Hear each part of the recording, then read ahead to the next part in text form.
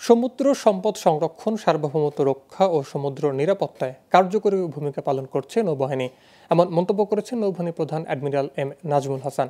সকালে পটুয়াখালীর বারোজা শেরেবাংলা প্যারেড গ্রাউন্ডে নৌবাহিনীর 438 জন নবীন নাবিকের বুট ক্যাম্প প্রশিক্ষণ শেষে বর্ণাঢ্য শিক্ষা সমাপনী কুচকাওয়াজে এ মন্তব্য করেন তিনি।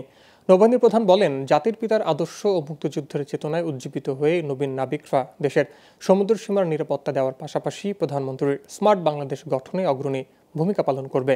এ সময় তিনি প্যারেড পরিদর্শন ও অভিবাদন গ্রহণ করেন। পরে কৃতিত্বপূর্ণ ফলের জন্য 4 নবীন নাবিককে পুরস্কৃত করেন। সবশেষ নৌবাহিনী প্রধান বাউনৌজা শেরেবাংলায় নবনির্মিত নৌবাহিনী স্কুল অ্যান্ড কলেজ পটুয়াখালীর উদ্বোধন করেন। সমুদ্র অধিকার প্রতিষ্ঠায় বঙ্গবন্ধু যে প্রত্যয় ব্যক্ত করেছিলেন তা বাস্তবায়ন করে যাচ্ছেন আমাদের মাননীয় প্রধানমন্ত্রী।